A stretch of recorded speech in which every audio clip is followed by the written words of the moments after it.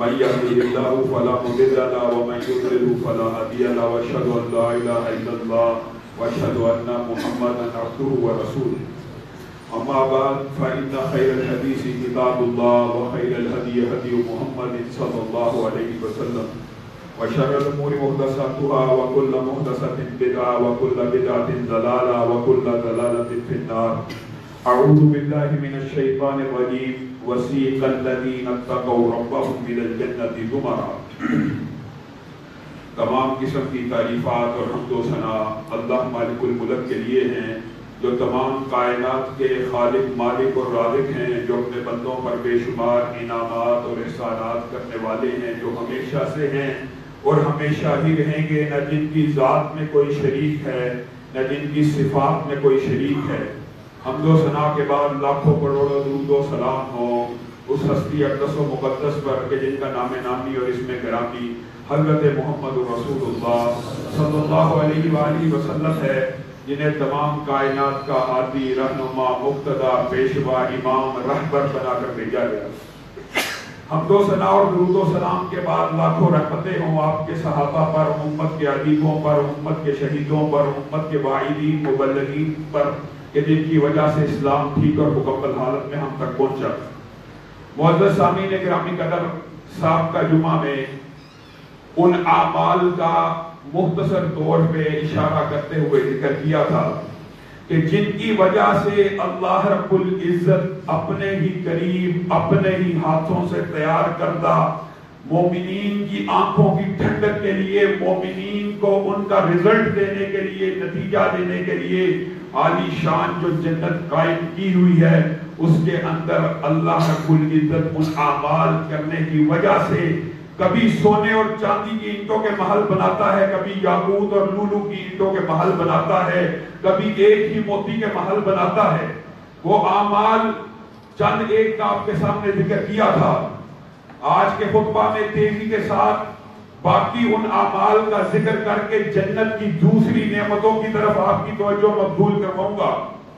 سب سے پہلی بات کہ اللہ رب العزت نے نہایت چھوٹے عمل کے اوپر جنت کے ایک ناخن برابر جگہ، جس کے اندر دنیا کا سارا خزانہ خرچ کر دیا جائے انسان خرید نہیں سکتا، اس جنت کے اندر عالی شان محل تعمیر ہوتا ہے. کتنے چھوٹے عمل سے نبی کریم صلی اللہ علیہ وسلم نے ارشاد فرمایا، متعدد حدیثیں ہیں، فجر کے بعد کوئی بندہ مسجد میں بیٹھا رہے، کب تک؟ اشراق تک. اشراق، چاشت، اوابین، ضحیٰ، یہ سب ایک ہی نماز کے نام ہیں. بیٹھا رہے، کیا کرے؟ اللہ کے ذکر میں مشغول ہو جائے، اللہ کو یاد کرے. کتنی دیر لگتی ہے؟ بیٹھ جائے اور پھر سورج طلوع ہونے کے 10-15 منٹ کے بعد چاشت کا وقت شروع ہو جاتا ہے. اس وقت 2 رکعت ادا کرے.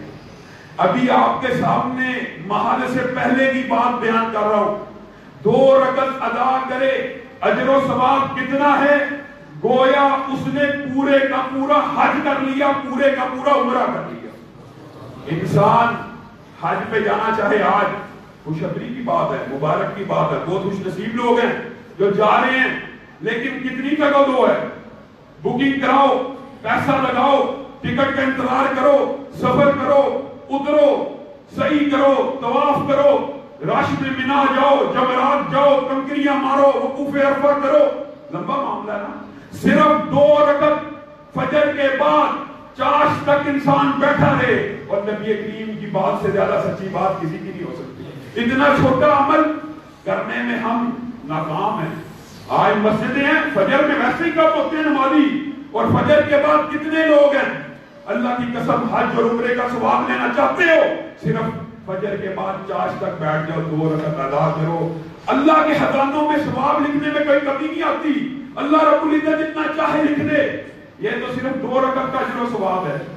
اور بعض احادیث اس بات کے اوپر دلالت کرتی ہیں، کیا انسان کے ہر جوڑ کے اوپر ایک صدقہ واجب کیا گیا ہے، انسان کو رہن رکھا گیا ہے. جب بھی انسان صبح اٹھتا ہے اس کے 360 جوڑ کے عوض وہ رہن ہوتا ہے. کیا مطلب؟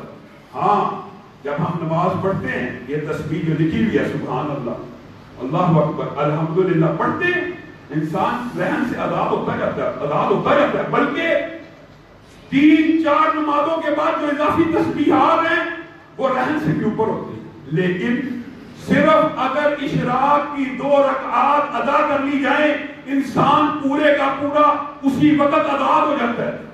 کیا مطلب؟ کفایت کر جانا۔ مفسرین محدثین نے یہ جو آزاد ہونا یا رحم کا مطلب مفہوم بیان کیا، آپ کے سامنے مختصر طور پہ بیان کرتا ہے۔ اس کا مطلب یہ ہوتا ہے انسان کے لیے کافی ہوگی اس دن کے لیے یہ عبادت، کوئی اور نیکی کا عمل نفل ادا نہ کرے اس کے لیے کفایت کر دے گی۔ یہ صرف 2 رکعت کی بات ہے، اور نبی کریم صلی اللہ علیہ وسلم نے ارشاد فرمایا جو اشراق کی 4 رکعت ادا کرتا ہے، یہ تو 2 رکعت کا اجر و ثواب تھا، اگر 4 رکعت ادا کرتا ہے اس کے بعد ظہر کا وقت آتا ہے، جیسے پچھلے خطبے میں آپ کے سامنے رکھا تھا کہ 12 رکعت روزانہ پڑھنے والے کے لیے جنت میں ایک محل ہے، اس کے اندر 4 رکعتیں ظہر کی بھی ہیں پہلے جو ادا کرنی ہوتی ہیں۔ اگر کوئی بندہ اشراق کی 4 رکعتیں ادا کرتا ہے اور اس کے ساتھ ظہر کی 4 سنتیں بھی ادا کرتا ہے، یعنی دونوں میں مسنگ نہ ہو، یہ نہیں کہ یہ 4 ادا کیا وہ 4 ادا نہ ہو سکے، جنت کا محل عالی شان محل اس بندے کے لیے ہے جو اشراق کی 4 رکعتوں کو ادا کرنے کے بعد ظہر کی صرف 4 رکعت سنت کو ادا کرے۔ اللہ رب العزت جنت میں محل قائم کر دیتے ہیں۔ اور اس حدیث کے اندر فجر کی نماز کے بعد بیٹھنا شرط نہیں ہے، یہ بات بھی ذہن نشین کر لیجیے۔ آپ کو شاید لگے یہ بڑا مشکل کام ہے، نہیں، فجر کے بعد بیٹھ کے جو 2 رکعتوں کو ادا کرنا اس کا اجر و ثواب علیحدہ ہے۔ یہ آپ فجر پڑھ کے گھر چلے جائیں، جس وقت اٹھیں 4 رکعت اشراق کو ادا کریں، ظہر سے 15-20 منٹ قبل تک اشراق کا ٹائم رہتا ہے، اس وقت تک ادا کریں، ظہر کی 4 رکعتوں کے ساتھ ملا لیں۔ اللہ رب العزت اپنے ہاتھوں سے تیار کردہ جنت میں اپنے ہاتھوں سے بندہ مومن کو ایک محل عنایت کریں گے۔ مشکل بات ہے، آسان فعل ہے۔ آگے آئیے، نیکی کے کچھ کام بہت چھوٹے ہوتے ہیں، بہت چھوٹے، لیکن اس کا اجر و ثواب بہت زیادہ ہوتا ہے۔ ایک نیکی کا کام ہے جو انسان کے نفس کے اوپر بڑا بھاری ہے، نفس کے اوپر بھاری ہے۔ انسان حق پہ ہونا، معاملے میں، کاروباری لین دین میں، پیسے کے معاملے میں، اور زمین کے تنازع میں، خاندانی لڑائی جھگڑے میں، کاروباری میں، معاشرتی معاملے میں، پتہ کیا ہوگا؟ میں حق پہ ہوں، میں حق پہ ہوں، میں اپنا حق کیوں چھوڑوں؟ میں جھگڑا کروں گا۔ نبی کریم نے اجازت دی ہے جس سے پیسے لینے اس کا گریبان پکڑو، چوک چرانے کی اجازت ہے، ٹھیک ہے، یہ بات سچ ہے، لیکن نبی کریم صلی اللہ علیہ وسلم کی ایک بشارت یہ بھی ہے کہ وہ بندہ اس بندے کو، اس مسلم بندے کو جنت میں محل کی بشارت دے دو جو حق پہ ہوتے ہوئے بھی اپنا حق چھوڑ دے۔ اس سے بڑی کوئی بات ہو سکتی ہے؟ آج سب سے مشکل، میں یہ سمجھتا ہوں سب سے مشکل بات یہ لگتی ہے، کیوں؟ انسان کی فطرت ہے، نفسیات ہے، میں حق پہ ہوں، میں کیوں چھوڑوں؟ نبی کریم اس چھوڑنے کے بدلے میں کیا کہہ رہے ہیں؟ جو بندہ جھگڑا چھوڑے، جھگڑا چھوڑے، جھگڑا چھوڑے۔ اصل مقصد یہ ہے، حق ویسے نہیں چھوڑنا، حق اس لیے چھوڑے اگر میں حق مانگوں گا لڑائی ہو جائے گی، فتنے کا اندیشہ ہے، قتل قتال کا خطرہ ہے، مار کٹائی کا خطرہ ہے، معاشرے میں انتشار پھیلنے کا خطرہ ہے۔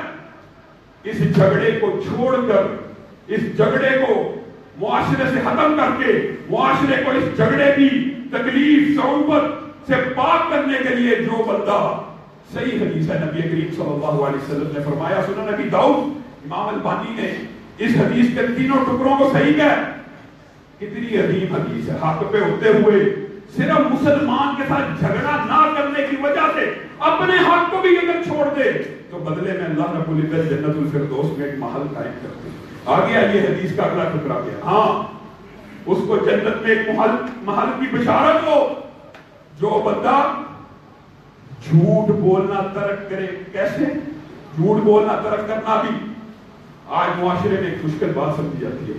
جھوٹ بولنا ترک کرے، نبی کریم نے جو لفظ آگے دیے ہیں وہ سمجھنے کی ضرورت ہے۔ انسان سب سے سہل، سب سے چھوٹا جھوٹ کس بات کو سمجھتا ہے؟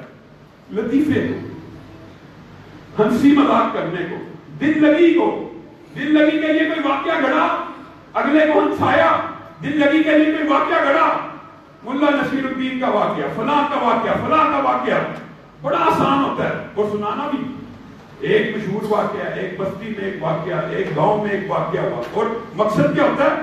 اگلا بندہ ہم سے اس بات کے اوپر۔ نبی کریم صلی اللہ علیہ وسلم نے ارشاد فرمایا جو بندہ جھوٹ کو ترک کرتا ہے، کہاں میں؟ مزاح میں بھی، ہنسانے کے لیے بھی، جو بندہ جھوٹ کو ترک کرنے کا ارادہ کرتا ہے اور جھوٹ کو چھوڑ دیتا ہے، اس کو جنت میں داخل کی بشارت ہے۔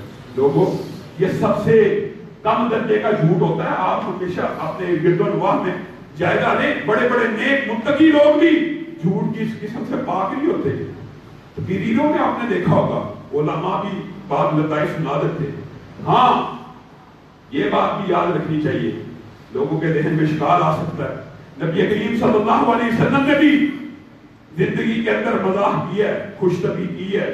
نبی کریم صلی اللہ علیہ وسلم روکھے اور خوش مزاج نہیں تھے، اپنے صحابہ سے دل لگی کیا کرتے تھے، ہنسی مذاق کیا کرتے تھے، لیکن وہ ہنسی مذاق میں بھی وہ بات کیا کرتے تھے جس میں جھوٹ کا عنصر نہیں ہوتا۔ کیا مطلب یہ مجھے اونٹ کا بچہ چاہیے۔ نبی کریم صلی اللہ علیہ وسلم کے پاس ایک صحابی آتے، تو بعض روایات کے صحابی ہے کہ مجھے اونٹ کا ایک جوان بچہ چاہیے، تندرست ہو، بڑا ہو، تمانا ہو۔ نبی کریم نے کہا نہیں، میں تو تجھے اونٹ کا بچہ ہی دوں گا، میں تو تجھے اونٹ کا بچہ ہی دوں گا۔ میں نے اونٹ کا بچہ کیا کرنا ہے؟ اور بھائی تندرست اور توانا اونٹ بھی تو اونٹ کا بچہ ہی ہوتا ہے۔ اس طرح کی گفتگو کرنا نبی کریم صلی اللہ علیہ وسلم سے ثابت ہے۔ لیکن بات کیا ہے؟ جھوٹ کے حوالے سے رمضان کے اندر ہم نے کچھ دن اس کو موضوع سخن بنایا تھا، انشاءاللہ کبھی وقت آیا تفسیر سے اٹھا حدیث کا جائزہ لیا جائے گا، لیکن صرف چند باتیں کہنا چاہتا ہوں۔ امام بخاری اونٹ، ایک بندہ جب حدیث لینے جاتے ہیں کتنے ہزار کلومیٹر، آج تو چلو 3000 کلومیٹر کا سفر جہاز کے اوپر طے ہو گیا، صحبت کم ہے، ہزاروں کلومیٹر اس دور میں پیدل گھوڑے پہ اونٹ پہ جانا کوئی آسان تھا؟ آگے سے کیا دیکھا ہے؟ ایک بندہ اونٹ کو پچکار رہا ہے، بعد میں گھوڑے کو پچکار رہا ہے، کس طرح؟ آگے کپڑا کیا ہوا ہے اور اس کو یہ شو کر رہا ہے کہ اس کپڑے کے اندر چارہ ہے، اونٹ اس کے پیچھے پیچھے چل رہا ہے یا گھوڑا اس کے پیچھے پیچھے چل رہا ہے۔ امام بخاری نے آگے بڑھ کر دیکھا کپڑے کے اندر چارہ نہیں۔ اتنی عظیم حدیث کی حفاظت کا بھی کلیہ یہاں سے سمجھ آتا ہے۔ امام بخاری واپس لوٹ آئے، لوگوں نے پوچھا حدیث نہیں لی، اس بندے کے پاس نبی کریم کی حدیث موجود ہے۔ امام بخاری نے کہا جو جانور سے جھوٹ بول رہا ہے میرا دل نہیں کرتا کہ میں نبی کریم کی حدیث اس سے، جانور سے جھوٹ بولنے کے اوپر امام بخاری نے حدیث نہیں لی، اور یہ کلیہ اور ضابطہ طے کر دیا گیا کہ زندگی میں ایک مرتبہ بھی کوئی بندہ اگر جھوٹا ثابت ہو جائے اس کو نبی کریم کی حدیث روایت کرنے کی اجازت نہیں۔ اور کتنے مشہور قصے ہیں، کیا تم اس کو کچھ دو گی؟ ایک صحابیہ بیٹے کو کچھ کہا رہی ہیں، ادھر آؤ میں کھجور دیتی ہوں، اس کو کچھ دو گی؟ دوں گی۔ اللہ کی قسم اگر تم اس کو ویسے کچھ کارتی اور اس کو کھجور کا دانہ نہ دیتی تمہارا یہ جھوٹ بھی لکھا جاتا۔ اور جھوٹ بولنا کتنی بدبختی کی کمبختی کی بات ہے، جس وقت انسان جھوٹ بولتا ہے فرشتے 1 میل دور اس سے بھاگ جاتے ہیں، 1 میل دور بھاگ جاتے ہیں، اتنی غلیظ بدبو اس کے منہ سے آتی ہے۔ نبی کریم نے تو یہاں تک کہہ دیا ہے کہ جب کسی دعوت میں جاتے ہو اگر کوئی میزبان پیش کرتا ہے ڈش، یا کھا لو، تمہارے دل میں اس کی ذرا سی بھی رغبت ہے، شوق ہے، خواہش ہے، لیکن تم تکلفاً کہتے ہو میرا جی نہیں کرتا۔ نبی کریم صلی اللہ علیہ وسلم نے کہا اللہ کی قسم اگر تمہارا جی کرتا ہو تم صرف یہ تکلفاً کہہ دو کہ میرا جی نہیں کرتا، یہ جھوٹ بھی لکھا جائے۔ آئیے نبی کریم صلی اللہ علیہ وسلم کی نصیحت اور وصیت پہ عمل کیجئے، صرف مذاق کے اندر جھوٹ بولنا ترک کر دیجئے۔ نبی کریم کی بشارت ہے، اس کے لیے جنت میں ایک عظیم الشان محل ہے۔ اسی حدیث کے اگلے ٹکڑے کی طرف آئیے، ایک ہی حدیث میں 3 لوگوں کے محلات کی بشارت اور کتنی عظیم باتیں ہیں۔ نبی کریم صلی اللہ علیہ وسلم نے ارشاد فرمایا جو بندہ خوش اخلاقی کو اختیار کرتا ہے، خوش اخلاقی کو اختیار کرنا، یہ بڑی اس حدیث کے اندر غور و فکر کرنے کی ضرورت ہے۔ بعض اعمال ایسے ہوتے ہیں جن کے اندر ریاکاری سارے عمل کو ضائع کر دیتی ہے، لیکن ذکر ہے تو نبی کریم کا ارشاد ہے اتنا ذکر کرو ریاکاری کا اندیشہ ختم ہو جائے، چلتے پھرتے لوگوں میں بازاروں میں ختم ہو جائے اندیشہ ریاکاری کا، ختم ہی ہو جائے اور کرنا جائز۔ دوسرا کیا؟ انفاق فی سبیل اللہ، ہاں خفیہ بھی کرو لیکن لوگوں کے سامنے بھی کرتے رہو، کرتے ہی چلے جاؤ کہ ریاکاری کا اندیشہ ختم ہو جائے اور لوگوں میں شوق و رغبت پیدا ہو کہ یہ بھی انفاق کرتا ہے میں بھی۔ تیسری یہ بات ہے خوش اخلاقی اختیار کرو۔ انسان خوش اخلاق نہیں ہے، بد کلام ہے، بدخو ہے، غصہ آتا ہے، اپنے اوپر طاری کرے، اخلاق کو طاری کرے، اپنے اخلاق دیگے بنائے۔ نبی کریم صلی اللہ علیہ وسلم نے ارشاد فرمایا خوش اخلاقی سے بندہ وہ منزلیں اتنی تیزی سے طے کر جاتا ہے جو منزلیں ساری رات کا قیام کرنے والا، سارے دن کا صیام کرنے والا بہت مشکل سے طے کرتا ہے۔ صرف خوش اخلاقی سے یہ ساری منزلیں آسان ہو جاتی ہیں۔ نبی کریم صلی اللہ علیہ وسلم نے ارشاد فرمایا خوش اخلاق بندہ اور میں جنت میں اکٹھے ہو گئے۔ اور کتنی مشہور حدیث ہے خوش اخلاقی کے اوپر۔ نبی کریم صلی اللہ علیہ وسلم کے پاس ایک مقدمہ لایا گیا، ایک عورت ہے اپنے ہمسایوں کا خیال نہیں رکھتی، ہمسایوں سے بد اخلاقی سے پیش آتی ہے، ان کے ساتھ بولتی اچھا نہیں ہے، ان کے حقوق کا خیال نہیں کرتی، صرف اس کے اندر بد اخلاقی پائی جاتی ہے، اور وہ بھی جس کے ساتھ ہمسائے کے ساتھ، جس کے ساتھ کبھی کبھار کا تعلق ہوتا ہے۔ اچھا لیکن وہ نماز پڑھتی ہے، لیکن وہ روزے رکھتی ہے، لیکن وہ عبادت کرتی ہے۔ اچھا نبی کریم صلی اللہ علیہ وسلم سے پوچھا گیا کیا حکم ہے؟ امام زہبی نے اس حدیث کو صحیح کہا ہے۔ نبی کریم صلی اللہ علیہ وسلم نے ارشاد فرمایا لا خیر فیہا، اگر اس کے اخلاق اچھے نہیں، اس میں خیر اور بھلائی کی کوئی بات نہیں۔ اور جو اگلے الفاظ ہیں وہ بہت سخت ہے، کہتے ہوئے بھی دل ڈرتا ہے، وَهِيَ فِي النَّارِ، اور وہ جہنم میں جائے گی، نعوذ باللہ، صرف بد اخلاقی کی وجہ سے۔ وَلَوْ كُنْتَ فَظًّا غَلِيظَ الْقَلْبِ لَانفَضُّوا مِنْ حَوْلِكَ، اللہ کہہ رہے ہیں پیارے حبیب اگر آپ نرم ہو نہ ہوتے، اگر آپ سخت دل ہوتے تو آپ کے ارد گرد یہ جو شمع رسالت کے ہزاروں پروانے اس طرح نہ منڈلاتے، یہ جو آپ کے ارد گرد لوگوں کا ہجوم ہے اس طرح نہ ہوتا۔ اور بات آئی ہے نبی کریم صلی اللہ علیہ وسلم کی، اللہ کی قسم ان سے عمدہ اخلاق کس کا ہو سکتا ہے؟ خوش اخلاقی کیسی ہے؟ واقعات متعدد ہیں، ایک یہی موضوع پورے جمعے کا احاطہ کرنے کے لیے، پورا جمعہ اس موضوع کا احاطہ کرنے کے لیے کافی ہے، لیکن ایک واقعہ رکھ کر کی بات کو آگے بڑھاؤں گا۔ نبی کریم صلی اللہ علیہ وسلم کا اخلاق عالیہ طائف کا آپ کو پتہ ہے کتنا عظیم اخلاق تھا، لہو سے جوتے بھی بھرے ہوئے ہیں، رخسار بھی بھرے ہوئے ہیں، اختیار ہے، فرشتے نازل ہو رہے ہیں، حکم کیجیے دو پہاڑوں کے درمیان اس بستی کو پیس دیا جائے، نہیں میں تو دعا کروں گا ان کے لیے، اللہ تعالیٰ ان کو ہدایت دے دی، مجھے پہچان سے کھا گیا ہے۔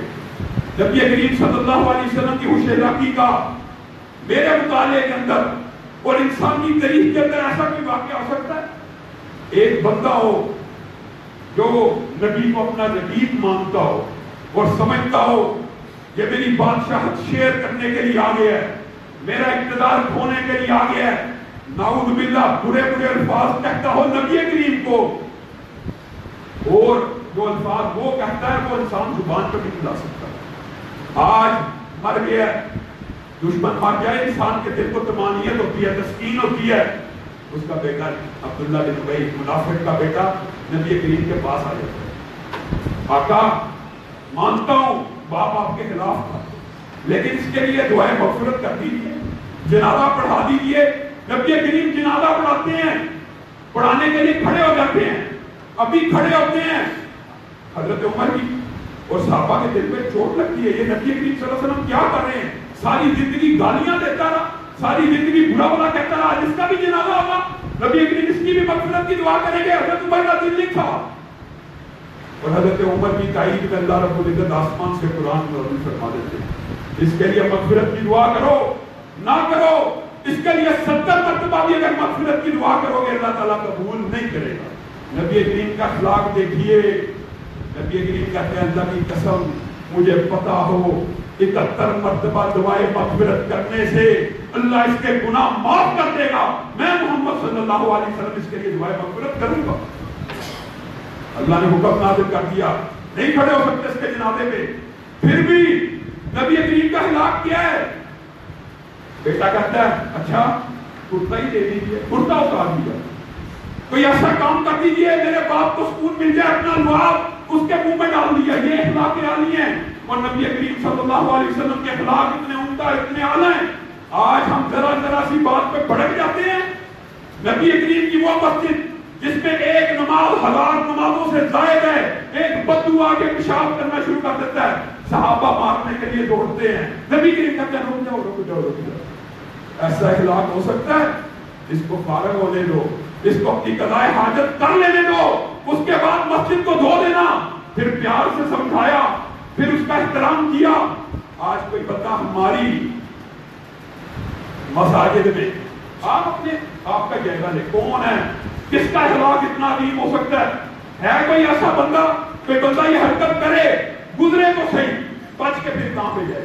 نبی کریم صلی اللہ علیہ وسلم نے خوش اخلاقی کا یہ جو درجہ بتلایا. ہاں خوش اخلاقی بہرحال مشکل چیز ہے, لیکن اپنے اوپر طاری کرنی ہے, اس کو اختیار کرنا ہے. جتنا مرضی انسان گسیدہ فطرت کا ہو, جتنی مرضی اندر اس کے آگ ابل رہی ہو, اپنے آپ کو کنٹرول کرنا ہے. تو نبی کریم صلی اللہ علیہ وسلم نے ارشاد فرمایا جو بندہ خوش اخلاقی کو اختیار کرتا ہے اللہ رب العزت اس کے لیے جنت میں ایک محل بنا دے. یہ اعمال اگر انسان ان کی تجربہ کرتا رہے, ان کی عادت بنا لے, یہ مشکل نہیں ہوتے. سننے کو بعض بات لگتا ہے کہ یہ کام شاید بہت مشکل ہے. آگے آئیے, نبی کریم صلی اللہ علیہ وسلم نے ارشاد فرمایا وہ بندہ, کتنی عظیم بات ہے. آپ کو پتہ ہے مساجد اللہ رب العزت کی سب سے پسندیدہ جگہ ہیں. اس دھرتی اس کائنات کے اندر سب سے زیادہ جو جگہ اللہ کو محبوب ہے وہ مساجد ہے, اور سب سے زیادہ جن سے نفرت ہے وہ بازار ہیں. مسئلہ تو یہ ہے بازار آباد ہیں, مساجد ویران ہیں. اللہ کی محبت, اللہ کا ہم نے ساتھ کہاں پہ کی ہے؟ نبی کریم صلی اللہ علیہ وسلم نے ارشاد فرمایا کتنی عجیب حدیث ہے اللہ کی قسم, اور اس بات کے اوپر عمل کرنا ہم میں سے ہر ایک کے لیے بھی چندہ مشکل نہیں ہے, بالکل ہی مشکل نہیں ہے. نبی کریم صلی اللہ علیہ وسلم نے ارشاد فرمایا جو کوئی اللہ کے لیے مسجد بناتا ہے. اب ذہن میں یہ خیال پیدا ہو سکتا ہے مسجد بنانا تو بہت مشکل ہے, پوری مسجد کا پلاٹ آئے گا, اس کی تعمیر ہوگی. نہیں, نبی کریم امت کے غریبوں پر, امت کے امیروں پر, متوسط طبقے سب کے اوپر رحم کرنے والے ہیں. کیا کہتے ہیں جو کوئی بندہ مسجد بنائے گا, کتنی, ایک پرندے کے گھونسلے جتنی. پتہ ہے نا چھوٹے سے چھوٹے پرندے کا گھونسلہ کتنا ہو سکتا ہے, بڑے سے بڑا بھی کتنا کو بڑا ہوتا ہے. لیکن جب نبی کریم کسی بات کا ارشاد فرما دیں تو اس کے اندر محدثین اس کا سب سے کم کا درجہ لیتے ہیں. یعنی پرندہ کوئی بھی ہو اس کے گھونسلے کے برابر بھی کوئی مسجد کی جگہ بناتا ہے. نبی کریم صلی اللہ علیہ وسلم نے ارشاد فرمایا اس کے بدلے اللہ رب العزت جنت میں اس کا محل بناتے. ایک پرندے کے گھونسلے کا سائز کی, اس کے اندر تو نماز نہیں ہو سکتی. بعض لوگوں کو یہ اشکال پیدا ہو سکتا ہے. نہیں, اس کا مطلب یہ ہے کہ اگر جتنا مرضی مہنگا پلاٹ ہو, صرف چند انچ جگہ کے اندر بھی آپ کی مالکیت شامل ہو گئی ہے, اللہ رب العزت آپ کو جنت میں اس کے بدلے میں محل عنایت کر دے. اور اسی پر بس نہیں ہے, حضرت عثمان کی وہ مشہور حدیث, وہ وقت یاد کیجئے جس وقت ان کو شہید کیا جانے لگا تھا, قریب تھا. حضرت عثمان نے ایک تقریر کی, اس میں سے ایک حدیث یہ بھی بیان کی. کیا تمہیں نہیں پتا, کیا تمہیں نبی کریم کی وہ حدیث نہیں یاد؟ کتنی عجیب حدیث ہے. ایک ہے مسجد کی بنا کے بارے میں, دوسری حدیث کیا ہے؟ حضرت عثمان ارشاد فرماتے ہیں کہ نبی کریم صلی اللہ علیہ وسلم نے یاد ہے ارشاد فرمایا تھا کہ جو کوئی مسجد کے اندر توسیع کرتا ہے, توسیع کی حد متعین نہیں ہے, 1 انچ, 1 فٹ, 100 فٹ, 200 فٹ, جو کوئی بندہ مسجد کی توسیع میں شامل ہوتا ہے اللہ رب العزت اس کے لیے جنت میں ایک محل بناتے ہیں.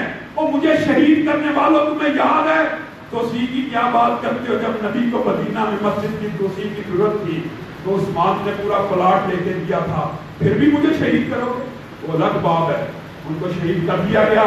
لیکن یہ عظیم حدیث ہمیں سنا گئے کہ مسجد کی توسیع کے اندر جو بندہ صرف کنٹریبیوٹ کرتا ہے اللہ رب العزت اس کے لیے بھی جنت الفردوس میں ایک محل قائم کر دیتے ہیں. آگے آئیے نبی کریم صلی اللہ علیہ وسلم, دیکھیے یہ مسجدیں ہیں, اللہ کے گھر ہیں, یہاں پہ ویسے ہی عبادات کا ماحول ہے, ذکر اذکار ہوتا ہے, یہ تو قدرتی بات ہے, جو بندہ کنٹریبیوٹ کرتا ہے گھر بیٹھے بھی اس کو اجر و ثواب مل رہا ہے. لیکن بازار خطرے کی جگہ, اب بازار کے اندر بھی یہ کیسا خوبصورت دین ہے.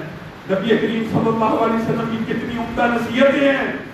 جو بندہ بازار داخل ہو رہا ہے, بازار مسجد کی بات نہیں ہے, جو بندہ بازار داخل ہو رہا ہے اور کیا کہہ رہا ہے لا الہ الا اللہ وحدہ لا شریک لہ لہ الملک و لہ الحمد یحیی و یمیت وہو حی لا یموت بیدہ الخیر وہو علی کل شیء قدیر. سب کو یہ دعا یاد کر لینی چاہیے, اور عموماً لوگوں کو یاد ہوتی ہے, نماز کے بعد بھی لوگ صرف یہ دعا بازار میں داخل ہونے وقت پڑھ لیتا ہے. اللہ اکبر. امام البانی نے اس حدیث کو حسن کہا ہے, دیگر طرق سے بھی یہ حدیث حسن کرتے ہوئے پہنچتی ہے. اس کے لیے کیا ہے؟ نبی کریم صلی اللہ علیہ وسلم نے ارشاد فرمایا, پتہ جو تھا بازار گناہوں کی جگہ ہے, بازار جا کے انسان گناہوں سے لپٹ جائے گا, نظر بازی ہوگی, دنیا کے اندر گم ہو جائے گا, خالق حقیقی اور تخلیق کائنات کے مقصد کو بھول جائے گا. ظاہر ہونے سے پہلے علاج بتلا دیا ہے, یہ پڑھ لو 10 لاکھ نیکیوں کو لکھ دیا جائے گا, 10 لاکھ گناہوں کو معاف کر دیا جائے گا. اور بعض روایات کے اندر الفاظ کیے ہیں اور جنت الفردوس میں اللہ رب العزت اس بندے کے لیے ایک محل کو قائم کر دے. کتنا چھوٹا عمل ہے, اس سے چھوٹا عمل ہو. اور آخری عمل کی نشاندہی کر کے جنت میں محلات کو قائم کرنے والے اعمال کا سلسلہ ہم ختم کریں گے انشاءاللہ. اس کے بعد جنت کی دیگر نعمتیں, چشموں, نہروں, پانی اور دیگر نعمتوں کے حوالے سے گفتگو کو جاری رکھے. نبی کریم صلی اللہ علیہ وسلم نے فرمایا, جو بندہ جماعت کو لازم پکڑتا ہے اللہ رب العزت اس کے لیے بھی جنت میں محل قائم کر دیتے ہیں. جماعت کو لازم پکڑنے سے کیا مراد ہے؟ نبی کریم صلی اللہ علیہ وسلم نے ارشاد فرمایا, جو بندہ اکیلا ہوتا ہے اس کے اوپر شیطان آسانی سے حملہ کر لیتا ہے. جب بندے 2 ہو جاتے ہیں شیطان گھبرانا شروع کر دیتا ہے. کیا مطلب؟ یہ جماعت کی برکت ہے, یہ افراد کی برکت ہے, یہ اجتماعیت کی برکت ہے. یہ جو مسلمانوں کے اجتماع اور عبادات میں اجتماعیت ہے, اس کی کچھ وجوہات ہیں جس کے اوپر آپ غور نہیں کرتے. اکیلا بندہ اللہ کی قسم شیطان کا شکار ہو جاتا ہے آسانی سے. ہاں جماعت میں رہنے والا ہو, جماعت کو اختیار کرنے والا ہو. اب یہ باعث کون سی جماعت ہو, اور بھائی جس بھی مسلمان جماعت میں تم شامل ہونا چاہتے ہو جاؤ. جماعت کوئی بھی ہے جس کے نظریات قرآن و سنت کے خلاف نہیں ہیں, جو متصادق نظر نہیں آتے, اس کے ساتھ تعلق اختیار کریں. یہ کوئی خلافت نہیں ہے, یہ کوئی نبوت نہیں ہے کہ فلاں ہی کی جماعت میں جانا ہے, فلاں ہی کو نبی ماننا, فلاں ہی کو امیر ماننا ہے. ہاں جماعت کو ضرور اختیار کرنا چاہیے. یہ نہیں ہو کہ مسلمان آزاد بھیڑ بکری کی طرح ہو, کوئی بھی بھیڑیا اس کو شکار کر لے. حضرت شعیب کا واقعہ ضمنی طور پہ بات آئی ہے تو کہہ دیتا ہوں, کیا کہا, اگر تیرے ساتھ تیری جماعت نہ ہوتی, تیرا خاندان نہ ہوتا, ہم تجھے رجم کر دیتے. جماعت کے اندر رہنے میں خوبی ہے. جماعت کئی چیزوں میں انسان کو بچا بھی لیتی ہے اور شیطان کے حملوں سے محفوظ بھی کر دیتی ہے. اللہ رب العزت جو کہا گیا, جو سنا گیا, اس کے اوپر عمل پیرا ہونے کی توفیق عنایت فرمائے.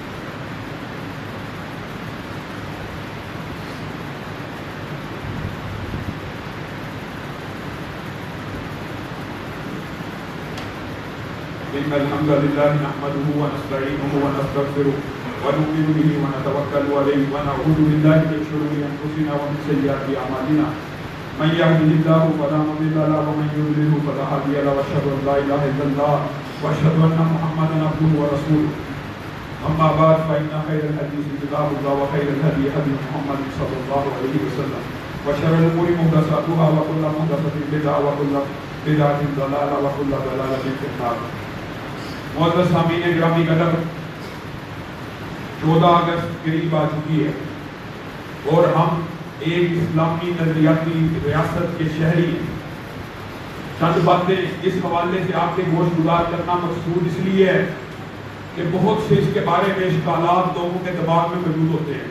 یاد رکھیے، وطن اسلامی ہو، وطن مسلمان ہو، وطن کا آئین اور قانون اسلام کے تحت ہو، وطن کی محبت، وطن کا جذبہ، یہ اسلام کے اندر مانے نہیں ہے، اسلام میں منع نہیں ہے. نبی کریم صلی اللہ علیہ وسلم نے ارشاد فرمایا، اگر مکہ کے شہری، اللہ کی قسم مکہ تو مجھے اتنا عزیز ہے، اگر مکہ کے باسی مجھے یہاں سے نہ نکالتے میں تجھے کبھی نہ چھوڑتا. پھر جب مدینہ میں سکونت کو اختیار کیا تو بیان کیا کرتے تھے، مدینہ کو حرم کی اللہ سے دعا کر کے بنوایا، دعائیں بھی کی، برکت کی بھی ساتھ کے اندر. اور جب مدینہ قریب آتا اپنی سواری کو تیز بھگاتے کہ میں جلدی مدینہ میں پہنچوں. مدینہ سے محبت کی، مکہ سے محبت کی. ثابت یہ ہوا وطن کی محبت جائز ہے، لیکن کس حد تک؟ کیا وطن کی محبت رسول اللہ سے آگے چلی جائے، اللہ سے آگے چلی جائے؟ یہ پابندی ہے، یہ قدغن ہے. آج ہمارے ملک کا سب سے بڑا المیہ پتہ کیا ہے؟ آج اپنے وطن عزیز اور ریاست ایک نظریے پہ حاصل کی تھی. اللہ کی قسم، دو قومی نظریے کا مطلب یہ نہیں تھا کہ پاکستان الگ کر دو، پل بنائیں گے، ہسپتال بنائیں گے، ڈیم بنائیں گے، یونیورسٹیاں بنیں گی، کالجز بنیں گے، یہ ہوگا وہ ہوگا. اگر یہی کام کرنا تھا تو انڈیا آج پھر ثابت ہوتا ہے. وہاں پہ آئی ٹی کی یونیورسٹی بڑی ہیں، وہاں دنیا کے ہسپتال زیادہ جدید ہیں، وہاں ہر چیز، پلوں، تعمیرات، ہر ان معاملات میں جو دنیاوی معاملات آگے ہے. نہیں، پاکستان بنانے کا مقصد پل اور ڈیم بنانا نہیں تھا. اللہ کی قسم اسلام کی ایک تجربہ گاہ حاصل کرنا تھا جہاں پہ شریعت محمدی کا قانون ہو. پاکستان کو اس سوچ اور فکر سے حاصل کیا گیا کہ جس طرح مدینہ کی ریاست کے اندر اسلام کی پہلی ریاست اللہ کے قوانین اور حدود قائم ہوئے، اسی طرح اس ملک کے اندر حدود اللہ قائم ہوگی. یہ عجیب بات ہے، سیاستدانوں نے عوام کو بے وقوف بنایا ہوا ہے. سڑکیں اور گلیوں کے نعرے، اگر یہی کام کرنا تھا پھر انڈیا سے زیادہ کیوں ہوئے؟ آج افسوس ہے، یہاں تک بات کی جاتی ہے 62-63 کو ختم کر دو. بے وقوفو، یہ ملک اس لیے حاصل کیا گیا تھا کہ یہاں پہ چور اور ڈاکوؤں کو آزادی سے حکمرانی کی اجازت ہو. آج عوام کو بے وقوف اس حد تک بنایا گیا ہے، اس حد تک کوئی زرداری کا جیال ہے، کوئی عمران خان کا جیال ہے، کوئی نواز شریف کا جیال ہے. اور جیالے بھی اتنے شدید ہیں کہ ان تعلقات کی وجہ سے آپس میں تعلق خراب کر دیتے ہیں. اللہ کی قسم اسلام میں ان سیاسی حکمرانوں کی نوکری چاکری چاپلوسی اور جیالہ گیری کا کوئی تصور نہیں. اسلام میں نہ زرداری کا جیالہ چل سکتا ہے، نہ نواز شریف کا جیالہ چل سکتا ہے، نہ عمران خان کا جیالہ چل سکتا ہے. صرف محمد رسول اللہ صلی اللہ علیہ وسلم کا جیالہ چل سکتا ہے. ہمیں، مجھے بھی، آپ کو بھی، ہر بندے کو قرآن کی آیات اللہ کے لیے کھڑے ہو جاؤ، چاہے دو رہ جاؤ، دو نہیں چاہے اکیلے بھی رہ جاؤ، اللہ کی حاکمیت کی بات ہونی چاہیے. یہ کیا بات ہے؟ معاشرہ بڑا کروڑوں مسلمان تجربہ گاہ حاصل کرنے کے لیے، اسلامی ریاست بنانے کے لیے وطن علیحدہ کر دیا. اب ہم جیالے سیاستدانوں کے بن جائیں؟ اپنے نظریات کے اوپر فکر کرنے کی ضرورت ہے. ہمیں صرف اسلام کا جیالہ ہونا چاہیے، محمد رسول اللہ صلی اللہ علیہ وسلم کا جیالہ ہونا چاہیے. جب تک زندہ رہیں اپنے آپ سے عہد کریں، ایک ہوں، دو ہوں، تین ہوں، صرف اللہ کے نظام کی بات ہوگی، صرف رسول اللہ کے نظام کی بات ہوگی. سبحان ربک رب العزت عما یصفون وسلام علی المرسلین والحمد للہ رب العالمین.